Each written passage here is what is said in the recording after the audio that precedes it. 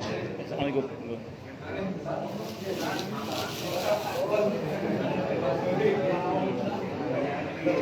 Kita mulai.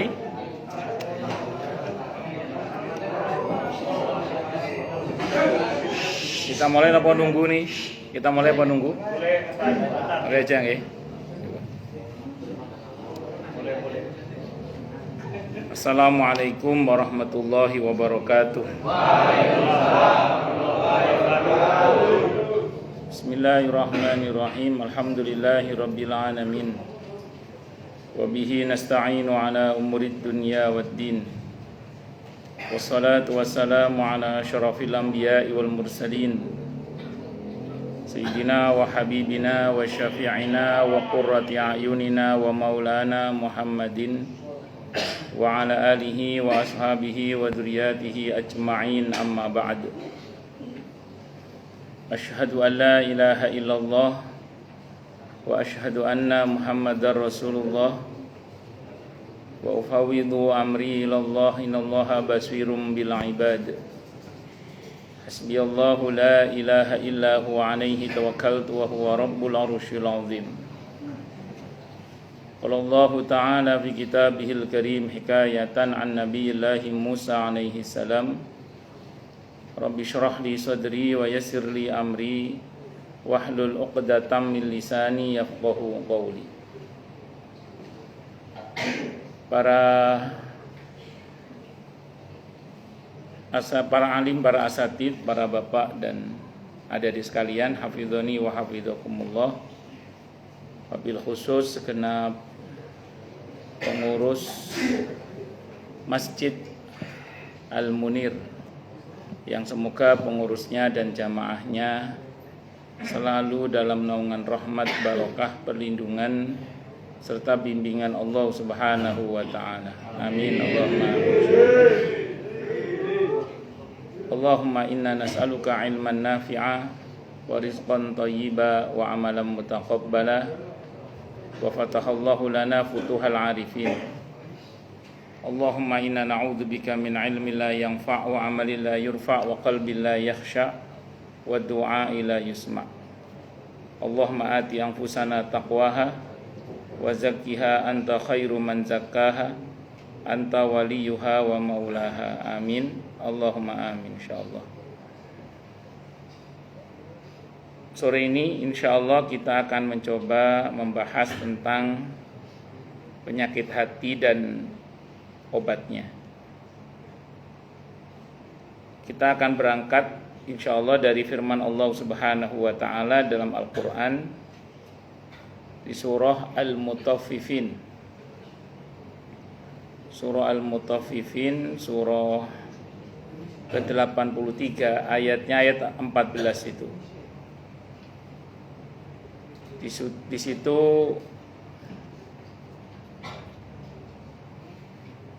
disebutkan kalla bal ron. Ada kata kalla bal ron. Ron itu adalah, dalam hadis riwayat Abi Dawud, Nabi menjelaskan ron itu adalah nokta hitam yang menempel di hati karena perbuatan dosa yang dilakukan. Jadi kalau kita berbuat dosa, di hati kita itu ada tol gitu, nokta hitam. Kalau diulang lagi perbuatan dosa itu atau berbuat dosa yang lain, totolnya tambah lagi tol gitu. Semakin banyak perbuatan dosa yang dilakukan, semakin banyak totolnya. Kalau totolnya banyak, nokta hitamnya banyak, hatinya kotor kemudian. Sebagaimana badan yang kotor mudah berpenyakit, hati yang kotor juga mudah kena penyakit. Atau kalau kita buat analogi tanah pekarangan yang nggak diurus atau rumah yang mangkrak nggak diurus, lama-lama di tanah itu atau di rumah yang mangkrak itu tumbuh aneka ilalang, betul ya? Rumah nggak diurus, tanahnya nggak diurus, lama-lama tumbuh ilalang yang macam-macam. Tumbuhan macam-macam tumbuh di situ.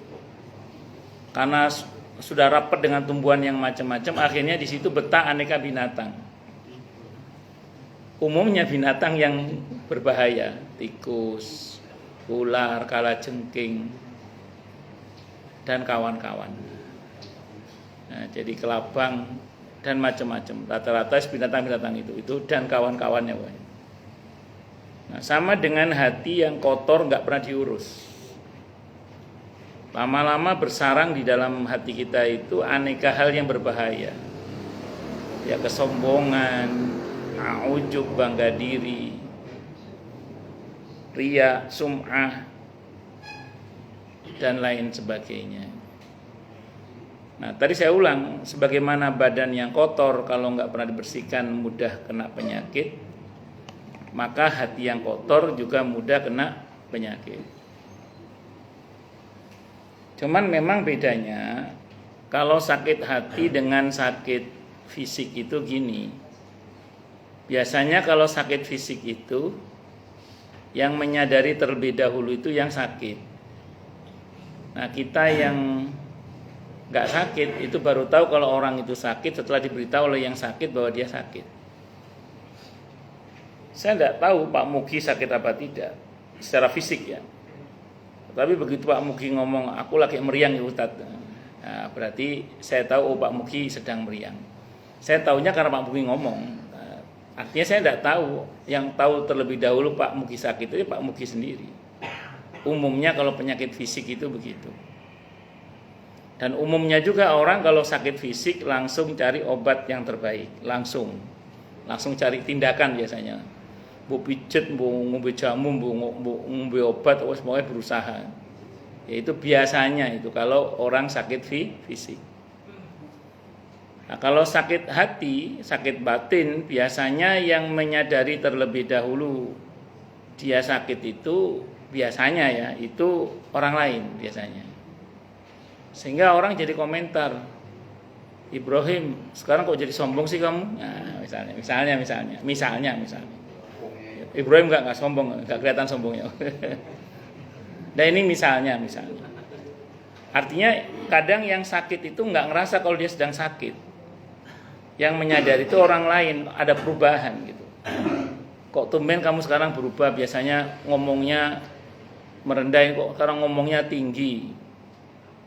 Orang Jawa bilang ojo dhuwur-dhuwur le ngomong engko kesampluk pesawat. Ojo dhuwur-dhuwur ngomongnya kok kesampluk napa? Pesawat. Jadi singkat kata singkat cerita, kalau penyakit batin biasanya menyadari orang lain gitu.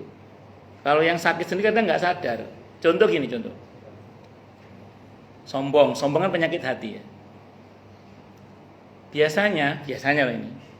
Orang sombong itu benci sama orang sombong biasanya. Orang sombong itu benci kepada orang sombong. Tapi dia tetap sombong. Paham maksudnya ini? Tidak nyadar. Orang sombong itu senang sama orang yang rendah hati. Orang sombong itu. Ada orang sombong ketemu sama orang rendah hati, senang dia. Tapi dia nggak mau rendah hati. Nah, itu nggak menyadari penyakit dalam dirinya itu. Karena penyakit hati itu. Contoh pelit misalnya. Pelit juga sama itu. Orang pelit biasanya loh ya, benci sama orang pelit biasanya itu. Orang pelit benci pada orang pelit biasanya. Dan orang pelit itu senang sama orang yang dermawan. Jadi orang yang pelit itu senang sama orang yang dermawan. Tapi tidak mau dermawan dia. Wong medhit itu ditraktir dia senang pisan padha ae. Senang juga dia kalau ditraktir sama orang yang dermawan. Cuma dia tetap tidak mau dermawan. Kenapa? Karena penyakit hati itu kadang tidak disadari oleh yang menderita. Tapi yang menyadari itu orang lain biasanya.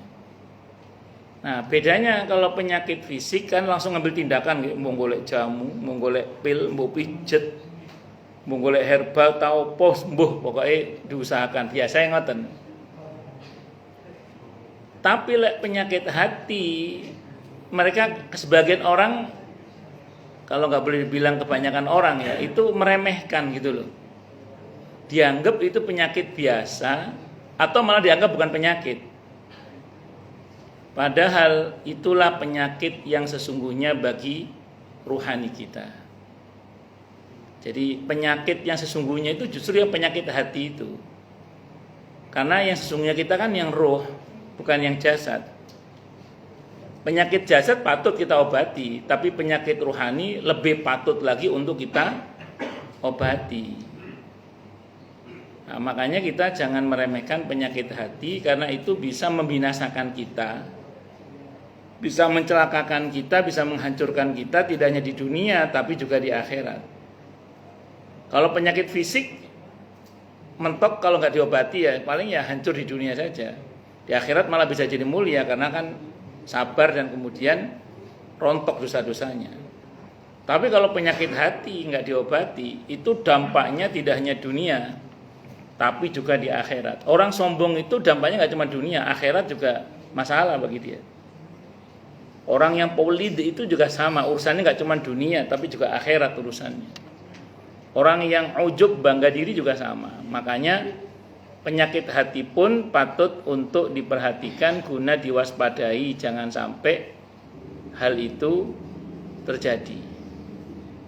Bisa dipahami ya? Nah, itu diantaranya itu.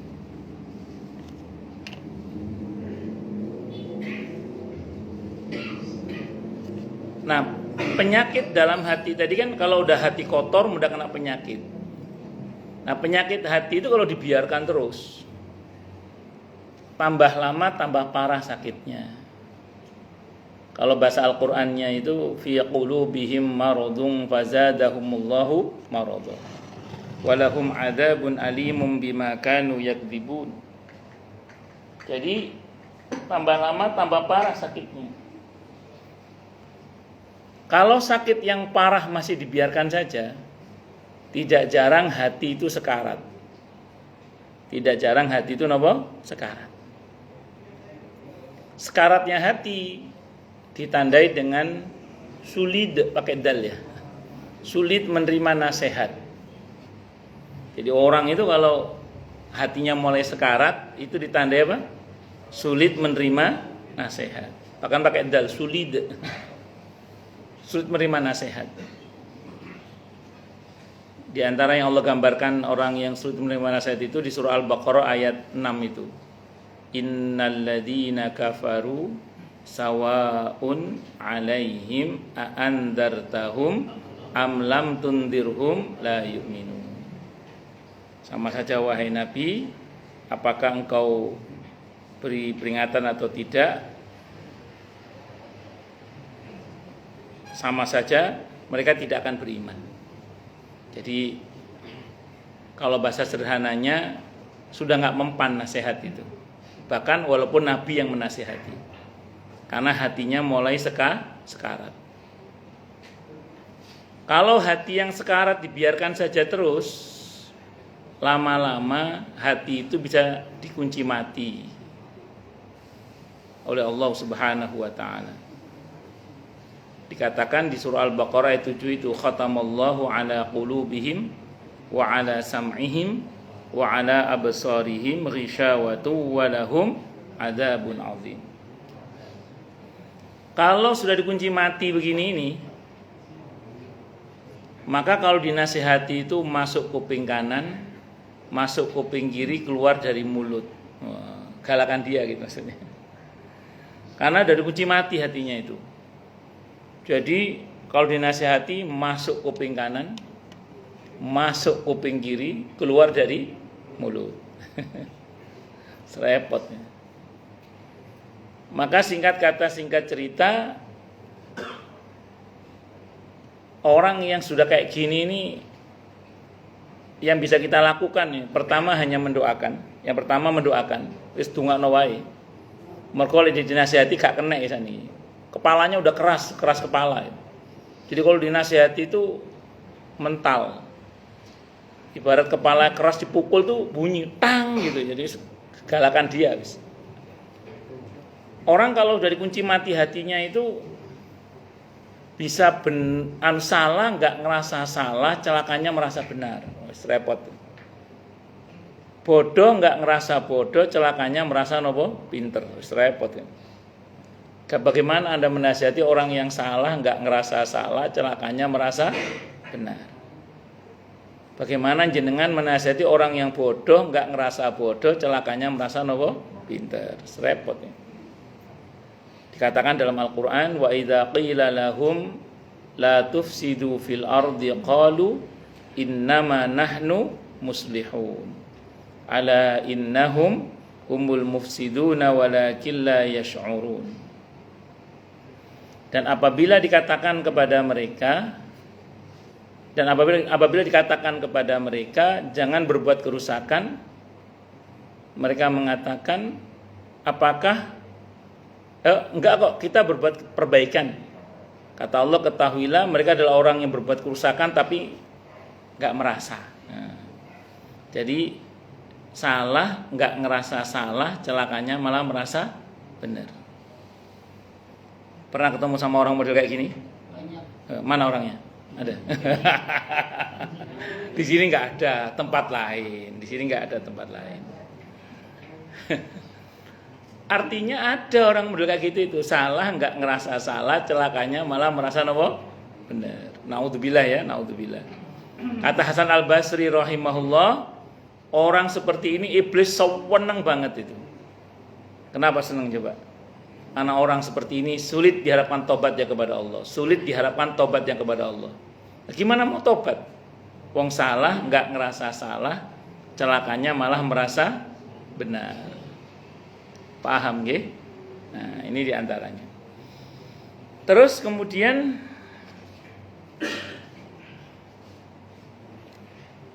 Allah juga berfirman terkait dengan tadi orang yang bodoh, nggak ngerasa bodoh, celakanya malah merasa pintar. Wa idza qila lahum aminu kama amanan nasu qalu anu'minu kama amanas sufaha ala innahum humus sufaha walakin la ya'lamun.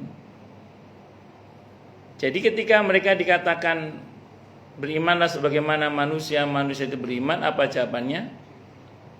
Apakah kami akan beriman sebagaimana orang-orang bodoh itu beriman? Mereka menjawab seperti itu. Apa kata Allah? Ketahuilah mereka itulah orang yang bodoh tapi tidak tahu kalau dirinya itu bodoh. Jadi bodoh enggak ngerasa bodoh, celakanya merasa apa tadi? Pintar. Itu kalau kata Ibnu Taimiyah, orang seperti ini namanya orang yang jahlun murakkab, goblok wadrat namanya. Ngerti goblok wadrat ya? Ya goblok wadratnya bahasa Jawanya pekok nih. Wis salah gak bodoh enggak merasa bodoh, celakanya merasa apa tadi? Pintar. Yang goblok wadrat namanya. Orang yang seperti ini keadaannya, hatinya Allah gambarkan dalam Al-Qur'an itu gini. Masaluhum kamatsalil ladzi istauqada naro. Falamma adaa'at ma haulahu dhahaballahu binurihim wa tarakahum fi dzulumatil la yubsirun. Jadi ayat ini menegaskan tentang keadaan hati orang seperti ini. Seperti orang yang menyalakan api unggun dalam satu ruangan. Hati itu ibarat satu ruang, dia nyalakan api unggun. Api unggun itu ketika nyala, apa yang terjadi? Ada cahaya, ada panas, ada asap. Ketika api itu menyala, ada asap, ada panas, ada cahaya. Terus Allah ambil cahayanya, berarti yang tersisa apanya? Asap dan panasnya. Kebayang nggak Anda dalam satu ruangan hanya ada asap dan panas? Apa yang terjadi? Sesak nafas ya. Sesak nafas. Susah nafas. Apa? Keselepaan bahasa Jawanya itu.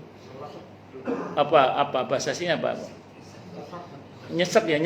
Ya wis gula. Ya wis. Ya kalau di tempat saya namanya keselepaan namanya itu.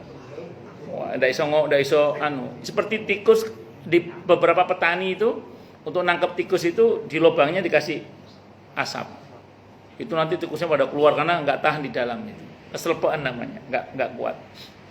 Nah seperti itulah keadaannya orang yang hatinya sudah mati itu, kemerungsung, seneng ngelihat orang susah ngelihat orang seneng. Bawaannya itu, gak tenang, yang penuh dengan iri, dengki, kebencian dan macam dendam dan macam susah memaafkan. Pokoknya ingin menjahati orang saja. Pokoknya rusak hati ini. Naudzubillah min dzalik. Nauzubillahi min syarri. Lah ngono gak rumangsa. Ya tadi salah enggak ngerasa salah, celakanya merasa benar. Terus ya tadi itu tadi. Bodoh enggak ngerasa bodoh, celakanya merasa iya pinter. Repot. Pun lanjut. Sebentar ya.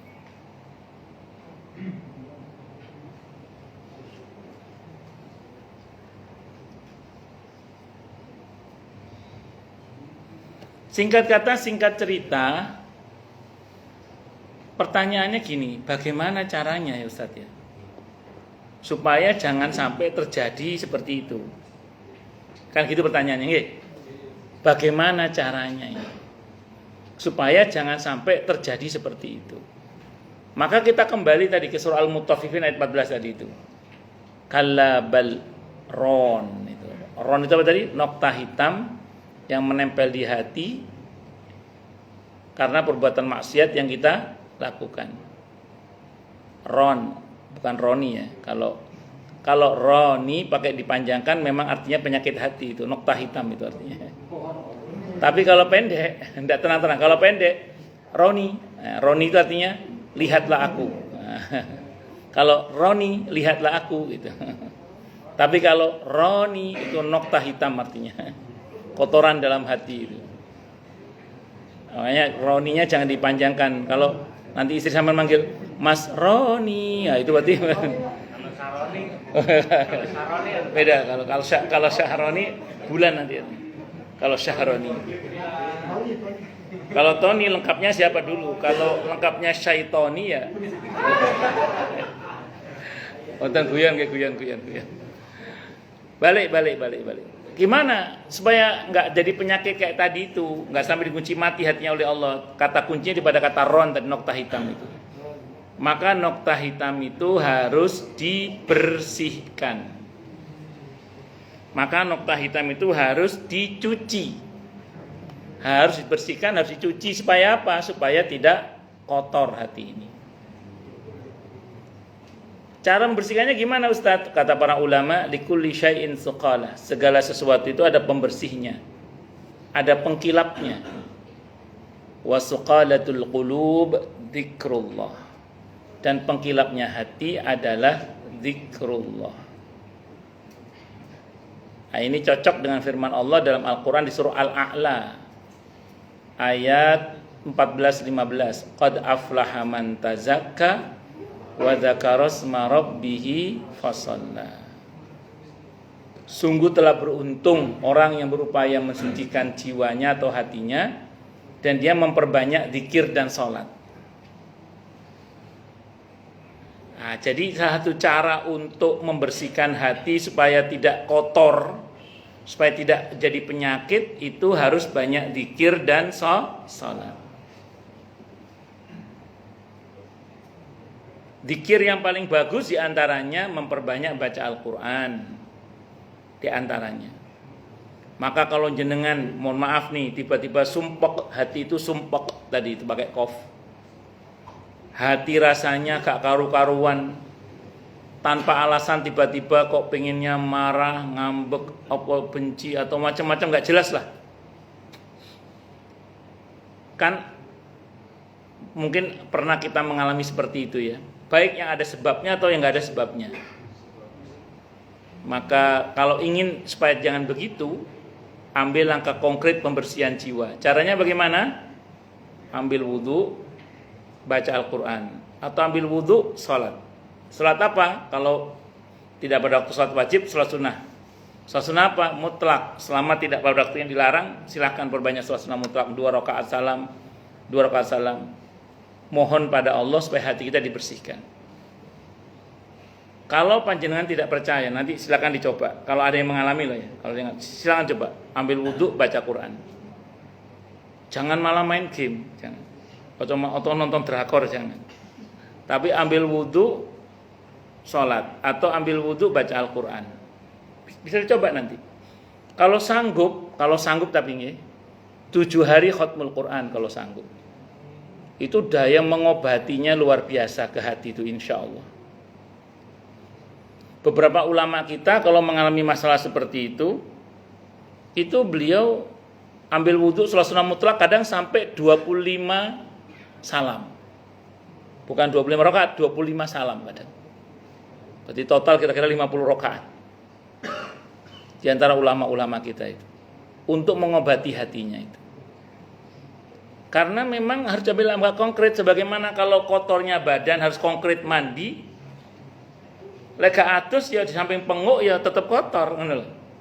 Tapi kalau ada tindakan konkret mandi, insya Allah akan terjadi pembersihan fisik itu. Demikian juga rohani, mek dipikir tok wae, tidak ada tindakan konkret zikir atau sholat, yaitu berarti tidak ada pembersihan jiwa. Makanya harus ada langkah konkret napa tadi zikir dan napa sholat. Kadang orang itu ngomong gini ke saya itu kadang. Sudah Ustaz, sudah istighfar, sudah zikir, sudah sholat. Maka sering jawaban saya gini, kurang banyak, kurang sungguh-sungguh. Kalau masih mengeluh kok masih sumpek aja gitu ya. Sudah Ustaz, kurang banyak, kurang sungguh-sungguh gitu aja. Kok bisa gitu Ustaz? Saya menggunakan rumus pertama yang Nabi sabdakan dalam sebuah riwayat tentang madu itu. Tentang madu. Ada seorang laki-laki datang kepada Nabi, ya Rasulullah saya sakit. Kata Nabi, "Okamakal minum madu." Rupanya dia datang lagi itu. Masih belum sembuh ya Rasulullah, minum madu lagi kata Nabi. Yang ketiga kalinya masih ngomong belum sembuh kata Nabi, ini yang bohong perut kamu. Karena Allah gak mungkin bohong. Yang bohong perut kamu ini. Minum madu lagi yang banyak. Akhirnya dia minum madu yang banyak. Qaddarallah, dengan izin Allah sembuh. Dengan izin Allah sembuh. Nah, saya dapat keterangan dari teman saya yang ahli bekam itu, dia mengatakan, ahli herbal. Dia mengatakan madu itu Ustadz, kalau ingin efektif mengobati, madu 1 kilo itu diusahakan habis dalam waktu 3 hari. Kebayang ya? Waktu madu 1 kilo, habis dalam waktu 3 hari kalau bisa. Itu baru punya efektivitas mengobati itu. Kadang kita minumnya jiding-jiding. Iya, sendok-sendok. Tidak apa-apa, tapi asal dalam waktu 3 hari selesai. Habis. Itu kalau kata teman saya yang pakar ruqyah itu sama pakar herbal itu. Praktisi herbal maksud saya. Itu ngomong gitu ke saya. Nah, itu pernah suatu saat saya ketemu dengan ibu-ibu. Jadi gini. Kita itu kan non sewung gitu. Ngajar di Intan Lestari di daerah Jati Keramat, Jati Makmur itu. Di masjid namanya Nurul Iman saya ngajar di situ. Ketika saya ngajar itu, ini ruang utama masjid, ada emperan masjid kan. Ada ibu-ibu itu kalau saya ngajar itu dia ikut pengajian juga, tapi dia di luar. Dia di luar dengerin pengajian saya dari luar dia. Jadi dia nggak ikut sebentar.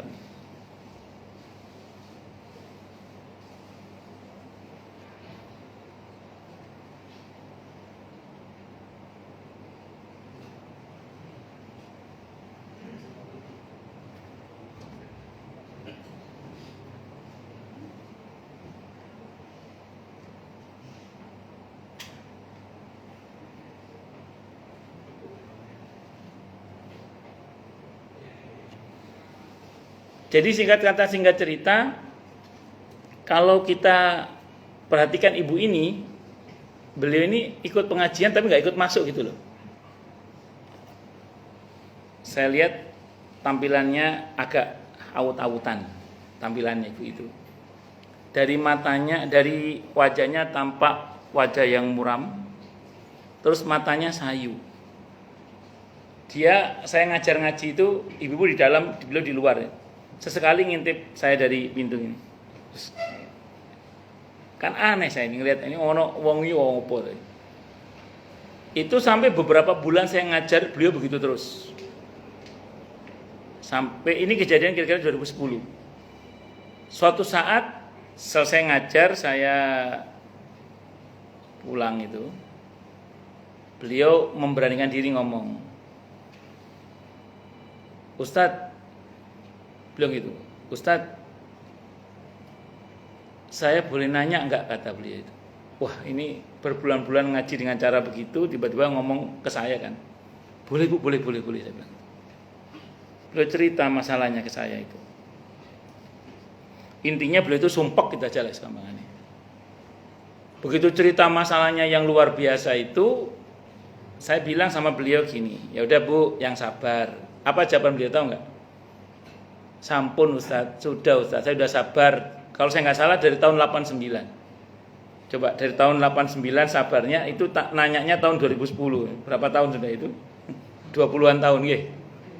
Kok 20-an tahun? Iya, 20-an tahun betul. 21 nggih. 20-an tahun lah pokoknya.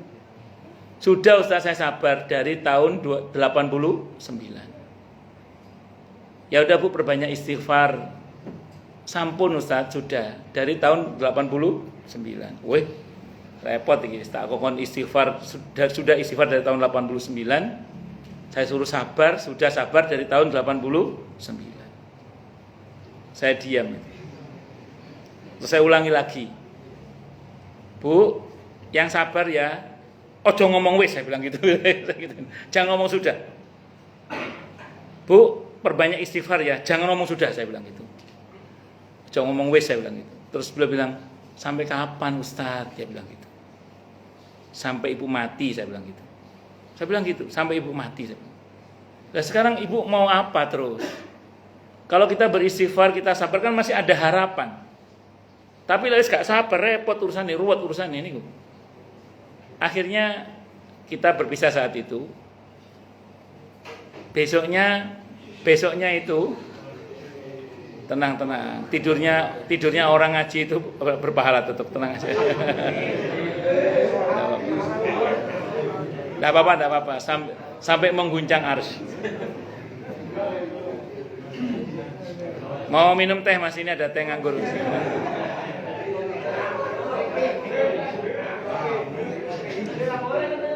Oh, lanjut. Jadi rupanya beliau ini bulan berikutnya saya ngajar lagi di situ.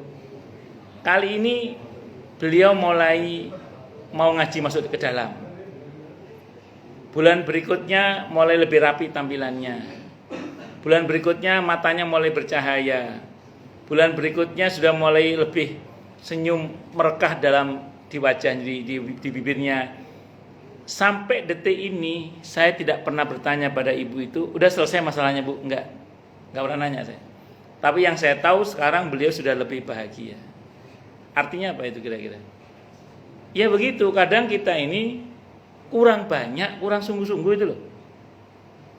Merasa sudah itu, merasa sudah beristighfar, sudah bersolawat, sudah sholat, sudah baca Quran, sudah tahajud. Tahajud baru 7 hari kok minta solusi. Maka jawabannya apa? Kurang banyak, kurang sungguh-sungguh. Saya itu nih. Jomblo Ustaz belum laku-laku juga, kurang banyak, kurang sungguh-sungguh zikirnya itu mesti. Tenang. Mosok lek tenanan gak payu ra mungkin insyaallah nggih. Ngoten. Pak mungkin datang masih jomblo apa enggak saya enggak ngerti. Oh, ada lah gitu. Itu seperti itu. Nah, jadi singkat cerita itu ya. Jadi kalau merasa sumpah wae berarti kurang banyak, kurang sungguh-sungguh. Kurang banyak, kurang sungguh-sungguh. Pakai teori madu tadi itu. Paham ya? Nah, baik. Berikutnya kita mencoba sebentar nih kalau ada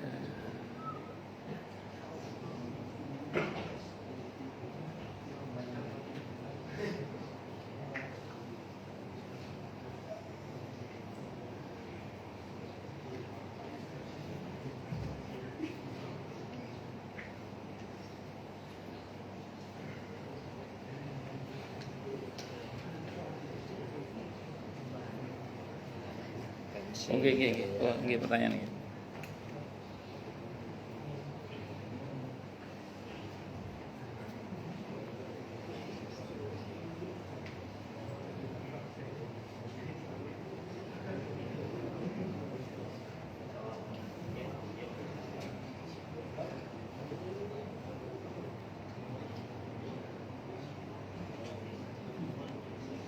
Jadi yang pertama itu diantara ini karena sudah mungkin khawatir maghrib, pertanyaan banyak kayaknya ini. Insya Allah nanti jenis-jenis penyakit hatinya kita akan bahas di pertemuan yang akan datang. Jenis-jenis penyakit hati itu supaya kita tahu yang terjadi pada kita itu penyakit hati atau hal yang biasa saja. Baik. Izin bertanya Ustadz, hukum menikahi sepupu atau saudara sendiri, hukumnya apa Ustadz?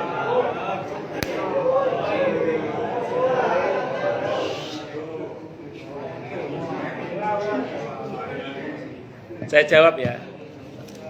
Di dalam Islam sepupu tidak termasuk mahram, sehingga sepupu boleh dinikahi. Nah, di antara dalilnya adalah di antara istri Nabi kita Muhammad SAW adalah Zainab radhiyallahu anha. Zainab radhiyallahu anha itu adalah sepupu dengan Rasulullah Muhammad SAW.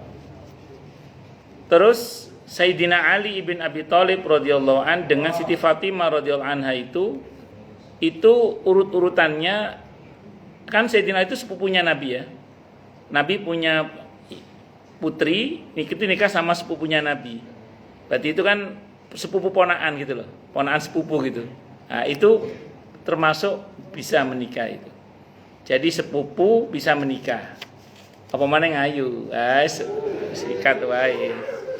Apalagi ayu soge anak tunggal daripada hartanya lari ke orang lain. Tapi niat nikahnya karena Allah ya, jangan karena harta ya. Kalau karena Allah kalau tidak karena Allah takutnya nggak barokah.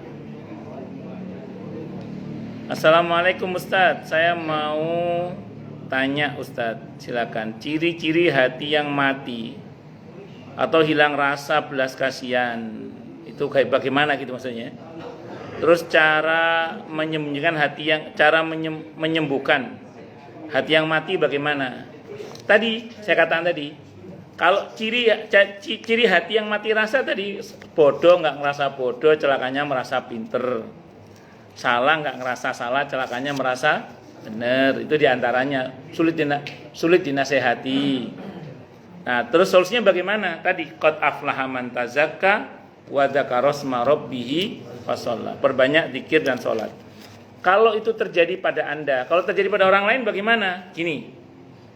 Misalnya itu terjadi pada orang lain ya, anggaplah teman panjenengan nopo pasangan panjenengan nopo siapalah saudara panjenengan. Kalau ada orang model kayak gitu, biasanya sih sulit dinasehati biasanya. Biasanya sulit dinasehati. Kalau sulit dinasehati, pertama tadi apa? Didoakan. Napa didoakan? Semoga dapat hidayah, semoga dia sadar, semoga dia tobat gitu. Yang pertama. Yang kedua, kalau kita mau menasehati, jangan menggunakan kata-kata yang mendoktrin.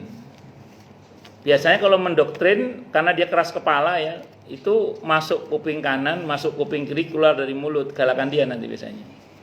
Ada nggak orang gitu ya? Kalau kita nasihati galakan dia ada nggak gitu? Ada. Kita ngomong 7 cm, dia balasnya 7 km itu ada. Kita baru ngomong 1, 2, 3 kata, dia balasnya sudah langsung mengabsen binatang seragunan itu. Yes, ada begitu itu. Di sini nggak ada tempat lain. Ya, jadi kalau ketemu orang kayak gini, jangan gunakan kata yang mendoktrin, tapi gunakan kata tanya, istifham kalau dalam Al-Quran itu, dalam bahasa Arab itu. Gunakan kata tanya. Kenapa itu? Jadi gini, ada model orang kalau dinasehati, kamu harus begini, kamu jangan begitu, itu mental. Tapi kalau ditanya, dia mikir. Dinasehati gak kena, ditakoni mikir. Kenapa? Karena diantara cara kerja otak itu, kalau diberi pertanyaan dia akan berusaha menjawab. Sehingga ada orang itu kalau dinasehati tidak bisa, tapi ditakoni mikir. Karena diantara cara kerja otak, kalau ada pertanyaan masuk dia akan berusaha menjawab. Kalau pertanyaannya berbasis akhirat, harapannya dia tidak hanya berpikir tapi juga berzikir. Sehingga tanpa dia sadari terjadilah namanya tazkiyatun nafas, pembersihan jiwa. Qad aflaha man tazakka wa dzakara asma rabbih fasalla. Sungguh telah beruntung orang yang berupaya membersihkan jiwanya dengan cara berbanyak zikir dan sholat. Contoh misalnya, kita tanya gini aja, mau berapa lama kamu begini? Mau begini terus? Apa kamu kira kamu tidak akan mati? Apa kamu kira setelah mati urusannya beres? Apa enggak takut nanti masuk neraka? Tanya gitu aja, walaupun kayaknya dia cuek, tapi tanpa kita sadari dia berusaha menjawab dengan cara berpikir tadi itu. Kalau pertanyaannya berbasis akhirat, mudah-mudahan dia tidak hanya berpikir tapi juga berzikir. Apa yang dimaksud dengan penyakit ain? Penyakit ain itu adalah penyakit dalam bentuk dicabutnya nikmat dari seseorang karena ada orang lain yang memujinya tanpa mengucap Masya Allah atau Barakallahu Fik, atau ada orang yang melihat nikmat dia terus dengan dengki dia melihat itu sehingga terjadi penyakit ain. Jadi penyakit ain itu bisa karena unsur dipuji, juga karena bisa karena unsur didengki. Ada orang sukses, ada orang senang sama dia, dipujilah ini orang sukses. Mujinya nggak pakai Masya Allah, nggak pakai Barakallahu Fik, sehingga rawan nikmatnya dicabut oleh Allah. Naudzubillah misalnya, itu penyakit ain namanya. Atau ada orang sukses, ada yang mendengki. Orang lihat dengki banget, saking dengkinya sampai hilanglah nikmat itu, dicabut nikmat itu oleh Allah. Ada yang mengatakan penyakit ain itu termasuk sihir. Dicabutnya nikmat itu bisa nikmat kekayaan yang dicabut, atau sakit, atau gagal, atau menjadi orang yang rusak. Naudzubillah min syarri dzalik. Macam-macam. Solusinya gimana Ustaz? Kalau kita mau pakai rincian ya, kalau mau pakai rincian, Nabi itu mendoakan cucunya Sayyidina Hasan dan Sayyidina Husain radhiyallahu anhuma dengan doa gini, hadis Bukhari, "U'idukuma bi kalimatillahi tammah min kulli syaitanin wahamah wa min kulli ainin lamah." Jadi kalau kita ketemu sama anak kita doakan, kalau anak kita laki-laki satu, kita doakan satu-satu ya. U'iduka bi kalimatillahi tammah min kulli syaitanin wahamah wa min kulli ainin lamah. Kalau doain bareng-bareng, kalau anaknya dua, u'idukuma, adik dua ya. U'idukuma bi kalimatillahi tammah min kulli syaitanin wahamah wa min kulli ainin lamah. Kalau anaknya tiga atau lebih, u'idukum bi kalimatillahi tammah min kulli syaitanin wahamah wa min kulli ainin lamah. Enggak hafal Ustaz? Ya wis, kalau enggak hafal, perbanyak baca Al-Falaq An-Nas. Al-Falaq An-Nas itu bagian dari pagar supaya kita selamat dari penyakit ain, di antaranya di samping sihir-sihir yang lain. Insya Allah. Terus kalau ada orang yang memuji kita berdoa dalam hadis Bukhari juga doanya itu, Allahumma la tu'akhidni bima yaqulun waghfir li ma la ya'lamun waj'alni khairam mimma yadhunnun. Ya Allah, ampunlah. Ya Allah, janganlah kau siksa hamba sebab perkataan mereka. Ampunlah hamba terkait dengan apa-apa yang mereka tidak ketahui tentang saya, dan jadikanlah hamba lebih baik daripada apa yang mereka sangkakan. Panjang Ustaz, langsung to the point aja. Ya Allah, jadikan hamba lebih baik daripada apa yang mereka katakan. Kalau ribet, jenengan baca Al-Falaq An-Nas toh? Nggih, kalau asal rajin baca Al-Falaq An-Nas, mau tidur, habis sholat, pagi dan petang, insya Allah aman sih itu. Banyakin baca surah Al-Falaq An-Nas. Nggih. Nah, jenengan kita sendiri kalau muji anak, muji istri, muji siapa saja atau apa saja, katakan Masya Allah dan atau Barakallahu Fik, supaya orang yang kita puji, anak kita, istri kita, pasangan kita, itu supaya tidak kena penyakit ain. Ngoten nggih? Itu diantaranya. Jadi penyakit itu penyakit yang dicabutnya nikmat gara-gara ada orang yang memuji tanpa Masya Allah atau Barakallahu Fik, atau ada orang yang mendengki. Nah, itu hati-hati. Makanya kalau jenengan senang posting kegiatan yang sifatnya, maaf ya, kebahagiaan. Nah, kalau kan posting keilmuan, insya Allah yang saya penting insya Allah keilmuan. Beda bab. Kalau yang berkaitan dengan postingan yang sifatnya kenikmatan, khawatirnya ada yang memuji terus nggak pakai Masya Allah Barakallahu Fik, atau ada yang mendengki. Nah, itu karena kullu di ni'matin mahsud. Setiap orang yang punya nikmat pasti didengki, itu biasa. Maka pagarnya adalah zikir apa? Al-Falaq An-Nas, nggih. Nah, kalau udah terlanjur ada yang kena sihir ini bagaimana? Ya perbanyak zikir ayat kursi, Al-Falaq An-Nas juga tetap diruqyah, meruqyah diri sendiri.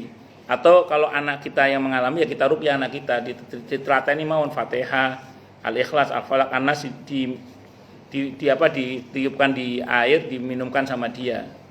Kalau misalnya yang memuji orang tuanya sendiri, enak malahan. Orang tuanya wudu, sisa air wudunya ditampung, terus diruqyah, terus sebagian diusapkan ke anak itu, sebagian lagi mungkin diminumkan. Tapi baju sing tepak, coba baju sing gak tepak nih.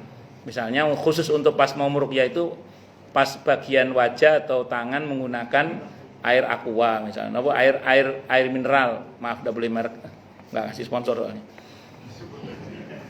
Pak Ustadz, bagaimana jika teman kita tidak sholat, tetapi kalau berusaha, tapi kita berusaha aja, tapi dia tidak pernah mau. Nah, gini. Pertama, tugas kita hanya mengajak. Kata Al-Quran, wa'mur ahlaka bisolati wastabir 'alaiha. Ajaklah keluargamu untuk sholat dan sabarlah. Jadi untuk ngajak dia sholat, jangan pernah kesel. Udah ajak aja. Ayo sholat Kang. Ya udah duluan. Ya wis, duluan kita. Ya, no? Nggih, mau salam. Ya terserah mau salam dulu. Kita mau sholat, ayo sholat Kang. Tugas kita ngajak. Kita nggak usah paksa. Kenapa? Karena kita nggak punya power untuk memaksa. Itu satu dulu. Tapi kalau jenengan punya power untuk memaksa, misalnya Pak Wawan kan HRD ya, ada karyawan nggak sholat, itu Pak Wawan karena orang nggak sholat itu kemungkaran loh. Maka orang seperti Pak Wawan atau Pak Haji Saiful sebagai orang yang punya power di sini, itu mengatakan, ayo sholat, ya Pak nanti sholat, tak pecat loh. Nah, ngono. Itu kemungkaran, karena itu kemungkaran itu. Kemungkaran itu. Iya, jadi jangan pakai dalil la ikraha fiddin dalam masalah ini. Kalau jenengan kan sesama teman tadi kan, teman kan nggak bisa maksa toh. Siapalah kita nggak bisa maksa. Tapi kalau jenengan punya power, makanya di Saudi itu kan madzhabnya Hambali. Dalam madzhab Hambali salat jamaah di masjid itu kan wajib.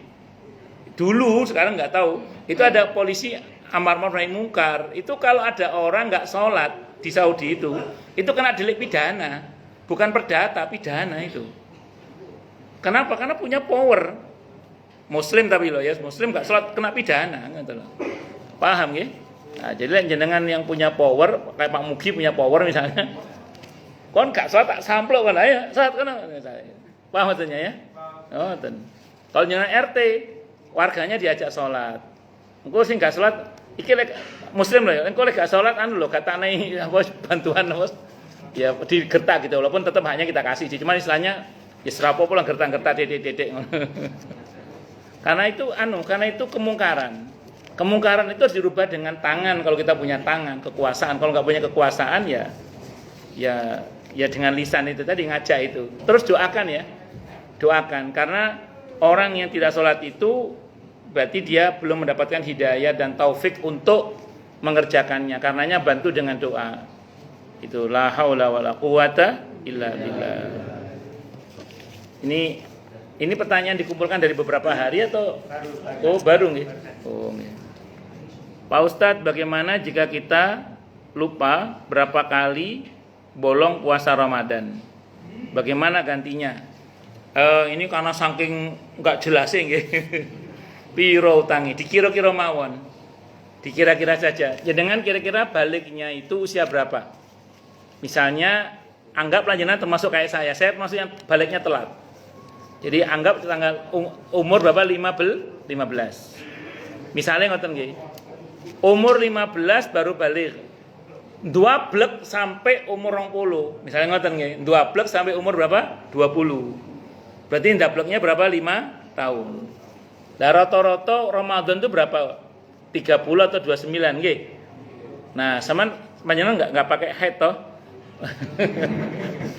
Wis, Berarti dihitung kira-kira 30 kali 5 berapa? 150. Anggap beberapa ada yang 29. Itu diganti sekian banyak hari itu. Caranya gimana? Ini caranya. Kalau panjenengan kuat, kayak puasa Daud. Sehari puasa, sehari enggak, tapi niatnya mengqadha Ramadan yang telah lalu. Saya enggak ngomong fidyah dulu ya, saya ngomong qadha aja dulu yang penting. Yang penting tobat, qadha dulu. Terus kalau misalnya jenengan enggak biasa puasa Daud, ya puasa Senin Kamis itu diniatkan mengqadha. Kan puasa Senin Kamis. Sambil dihitung sampai sekiranya angkanya 150, saya itu selesai udah. Nah, kalau sedekah makanan atau sedekah uang, ngomong sama Allah, ya Allah, di pada sebagian sedekah hamba ini, saya niatkan bayar fidyahnya puasa saya yang pernah saya tinggalkan bertahun-tahun itu. Setiap pokoknya jangan ngomong gitu dalam, ya Allah, pokoknya sebagian dari sedekah saya ini saya niatkan bayar napa? Fidyah. Nggih, ngoten carane ngoten mawon pun. Saya niatkan bayar fidyah ya Allah. Jadi pas sudah. Jadi ngomong qadha-nya selesai plus bayar fidyahnya juga selesai. Karena dalam mazhab Syafi'i kan kalau kelewat tahun begitu kan ada ketentuan bayar fidyah. Walaupun ulama diskusinya panjang ya, tapi dalam mazhab Syafi'i begitu. Tapi yang penting yang pokok tobat terus ganti nggih, diganti. Kalau mengenai fidyah oke lah, ada diskusi di antara para ulama, ada diskusi di situ. Assalamualaikum Ustaz. Jikalau lapar pas waktu sholat, alangkah baiknya sholat dulu apa makan terlebih dahulu? Oke. Ada rumus gini, ada rumus. Atimul asya qoblal isya. Sempurnakanlah makan malammu sebelum sholat isya. Kata para ulama, Abdullah bin Umar radhiyallahu anhuma, kalau sedang makan ada adzan bahkan iqamah, beliau terus melanjutkan makannya. Kalau kata para ulama lagi gini, lebih baik makan ingat sholat daripada sholat ingat makan.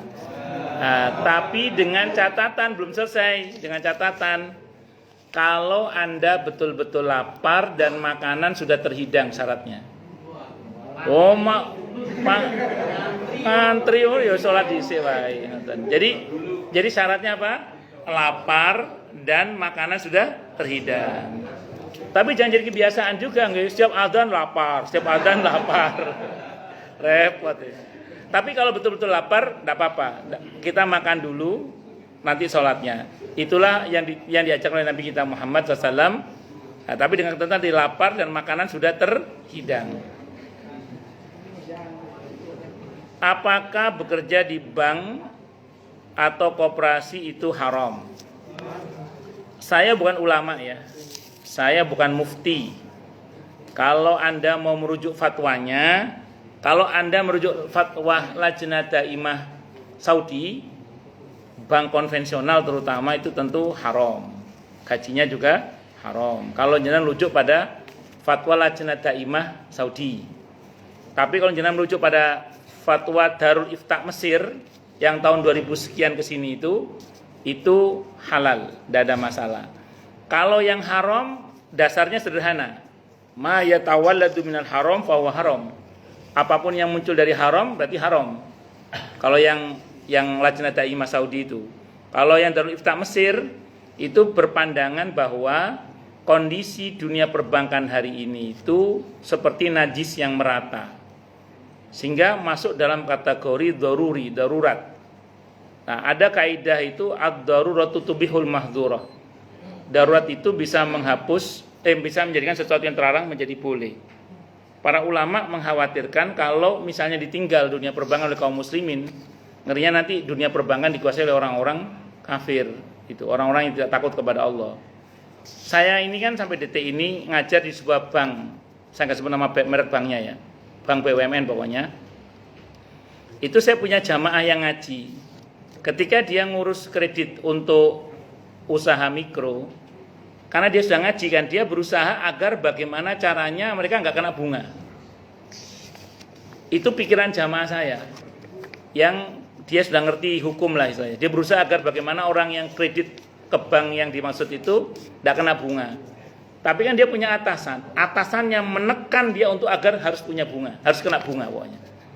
Ya itulah kalau seandainya di atasnya itu orang nggak ngerti agama. Kalau ngerti agama kan kayak zaman saya tadi, dia kan berusaha membuat keputusan supaya orang yang kredit mikro itu nggak kena bunga. Tapi atasannya menekan harus kena bunga.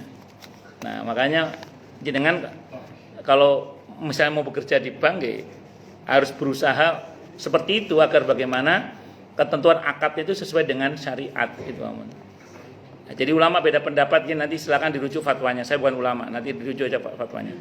Pak Ustadz, apa obat herbal untuk menstruasi? Iya. Ada yang menstruasi itu.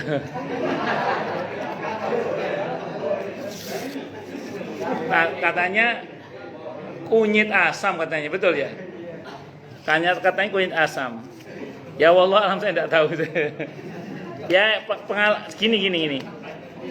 Saya itu punya jamaah jual jamu kunyit asam. Suatu saat ada orang minum kunyit asam itu, cerita sama saya, dia biasanya kalau menstruasi itu sakit. Qadarullah dengan minum kunyit asam itu nggak sakit lagi. Nah, jadi minum kunyit asam. Masalahnya kunyit asam itu kasih ke saya juga. Waduh, aku menstruasi piye iki. Alhamdulillah aman. Assalamualaikum Ustaz. Cara menyikapi orang yang merasa benar walaupun sudah dinasihati seperti apa baiknya? Tadi ditanya saja. Kamu mau begini terus? Mau berapa lama kamu begini? Apa kamu kira kamu nggak akan mati?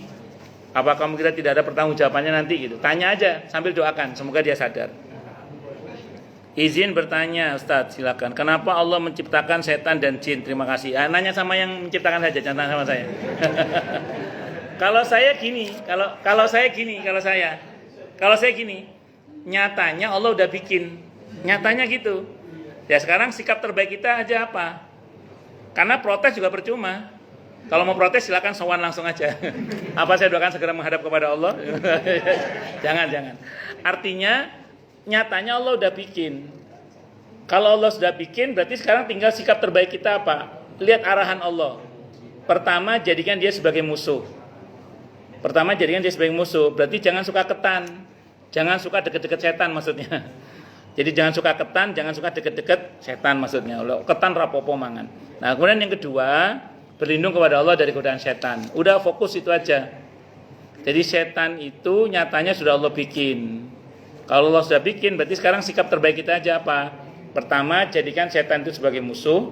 Jadi jangan berteman dengan setan maksudnya. Yang kedua, berlindung kepada Allah dari setan. Sudah gitu aja. Selesai. Udah usah pusing. Ngapain sih Allah bikin setan? Wah, capek mikir itu. Mending sekarang berbuat yang terbaik saja yang bisa kita lakukan. Kayak nyamuk. Nyatanya nyamuk udah Allah bikin. Sekarang apa? Sikap terbaik kita aja. Ya bikin obat nyamuk. Atau buat anti nyamuk atau apa gitu. Itu seperti itu. Karena Allah nggak mungkin salah dengan segala keputusannya. Pasti ada hikmah di balik semua itu. Itu seperti itu. Ya, yang pasti keberadaan setan itu sebagai katalisator ya untuk mengurai antara mana yang hak dengan yang mana yang batil. Pak Ustadz, yang terakhir Pak Ustadz mau tanya, bagus menikahi janda apa perawan? Perasaan ini pernah tanyakan lagi nih. Masih belum berhasil ini. Oh, masih gadis atau sudah janda, itu pilih yang mana kira-kira? Ya, kalau sanggup ya pilih dua-dua. Kalau sanggup. Jadi gini. Kalau arahan Nabi kita Muhammad SAW, arahannya ya cari yang masih gadis. Karena kalau jenengan pilih janda, nanti jenengan akan dibanding-bandingkan. Kalau panjenengan sik Joko Ting-ting, nah, paham nggih? Wis Joko begitu nikah oleh rondo. Buat bahan perbandingan jangan oleh tukaran pada ngomong sama ndak koyo bojoku biyen ngono. Buat perbandingan. Ya kok cilik Mas itu. Maksudnya anu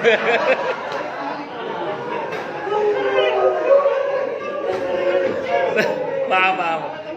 Maksudnya kok kecil gajinya gitu ya. Ya karena dia janda toh. Punya perbandingan. Ning lek gadis ndak punya perbandingan. Wis jenengan iku wis sing diyo.